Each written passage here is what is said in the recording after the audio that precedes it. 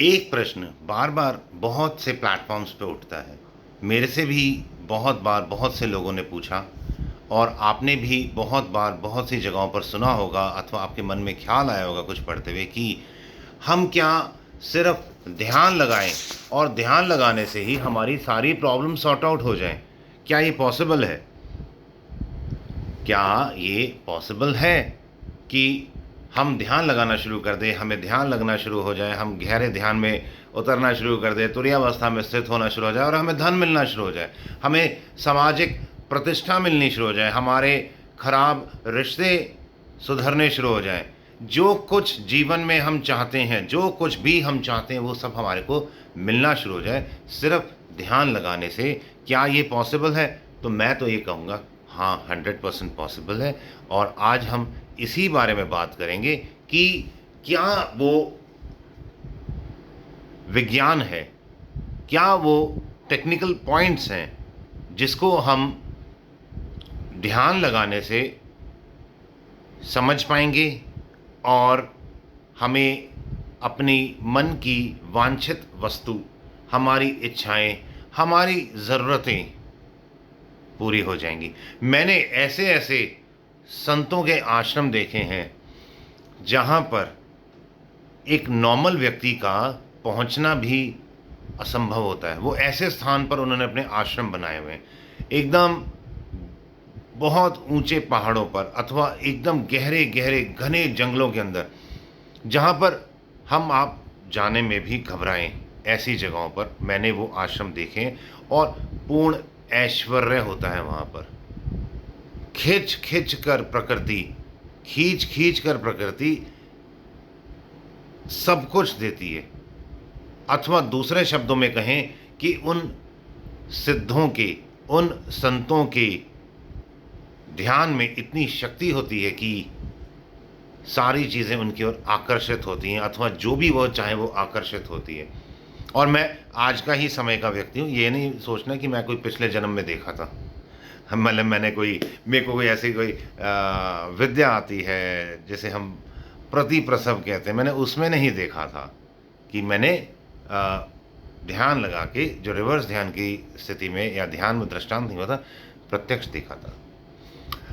होता क्या है, जब हम ध्यान लगाते हैं, मैं आपको ये पूरी टेक्नीक समझाऊँगा, उससे पहले साइंटिफिक वे में, वैज्ञानिक तौर से, शास्त्रीय वैदिक तौर से।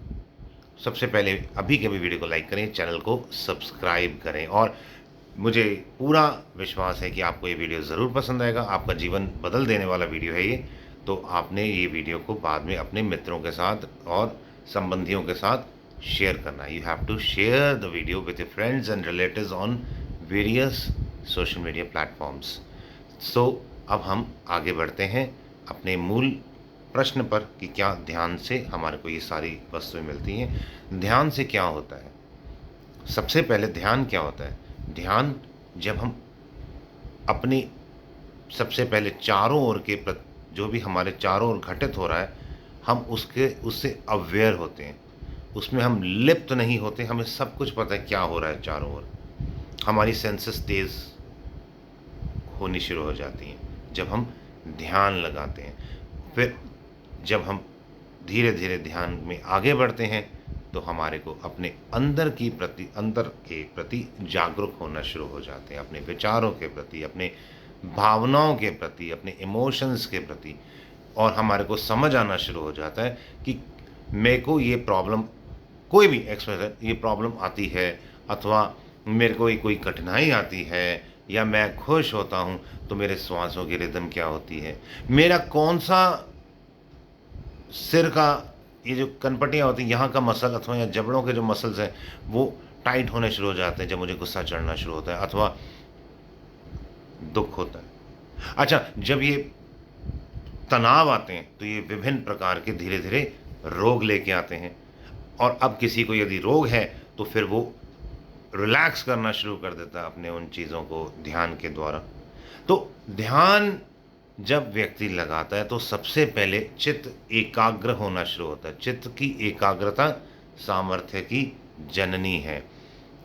चित्त की एकाग्रता अर्थात कि हमारे जो हर पल हज़ारों लाखों अनगिनत विचार चल रहे हैं, उन पर ब्रेक लगना शुरू होता है, क्योंकि मैंने पहले ही बताया हम उसके अपने हर संवेदना, हर विचार, हर इमोशन के प्रति जागरूक होना शुरू हो जाते हैं। जब हम किसी के भी प्रति जागरूक होते हैं तो हमारे अंदर विवेक भी आ जाता है कि ये हमारे लिए ठीक है कि नहीं। अब मन में विचार किसी भी प्रकार के आ रहे हैं तो हम उसके जब प्रति जागरूक होते हैं, अगर जागरूक नहीं है तो फिर एक पिक्चर चलती रहती है, हम सोचते जाते हैं, विजुलाइज़ करते रहते हैं। परंतु अगर हम जैसे ही जागरूक होंगे उस विचार के प्रति तो क्या होगा, हम समझेंगे कि ये जो मैं सोच रहा हूँ इसके क्या कॉन्सिक्वेंसेस हैं, क्या ये मेरे लिए बेनिफिशियल है भी कि नहीं है। बहुत बार तो हम अननेसेसरली फालतू चीज़ें ही सोच रहे होते हैं। तो अब जैसे-जैसे हमारा चित्त एकाग्र होना शुरू होगा, हमारे विचार जो हज़ारों लाखों थे अब वो सैकड़ों में आएँगे, फिर धीरे-धीरे 10, 20, 30 रह जाएँगे और अंत में सिर्फ़ मुख्यतः जो 2, 4, 5, 10 बहुत ही जो एक्सट्रीम इम्पोर्टेंट होते हैं वो विचार रह जाते हैं। और फिर हमारी एकाग्रता जब बढ़ती है तो क्या होगा, वो जो विचार हैं, जो थोड़े से विचार हैं, पूरी शक्ति उस विचार पे लगेगी। जैसे अगर एक समुंदर है, वहाँ पर खूब सारी लहरें हैं, वहाँ उठा के एक चट्टान ज़ोर से फेंक दो, समुंदर में कोई फ़र्क नहीं पड़ेगा, क्योंकि वहाँ पे पहले ही इतनी हलचल है।